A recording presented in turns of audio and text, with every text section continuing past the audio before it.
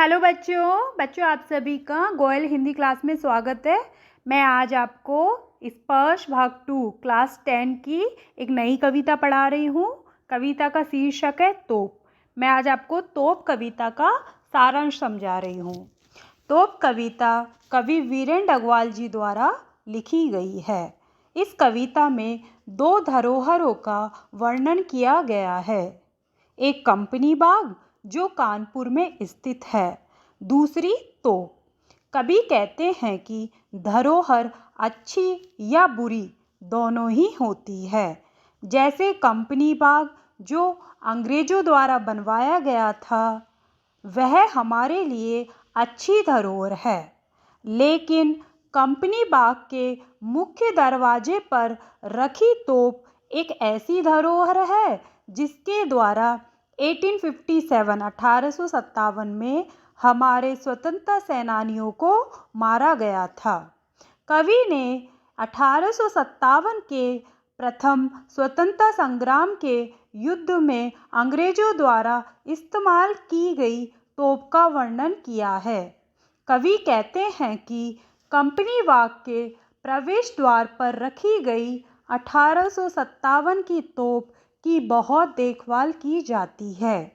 जिस प्रकार कंपनी बाग की साल में 2 बार अच्छे से देखभाल होती है, उसी प्रकार तोप को भी 2 बार 15 अगस्त और 26 जनवरी पर चमकाया जाता है।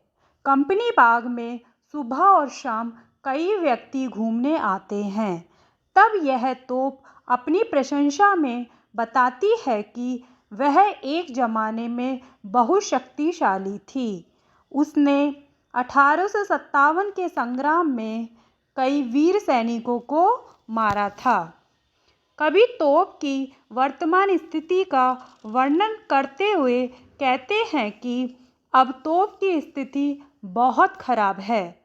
इस पर बच्चे बैठकर घुड़सवारी करते हैं।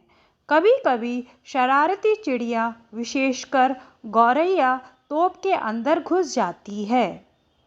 गौरैया के माध्यम से कवि संदेश देना चाहते हैं कि किसी भी शक्तिशाली व्यक्ति या चीज़ का अंत एक न एक दिन अवश्य होता है। संदेश, मैसेज।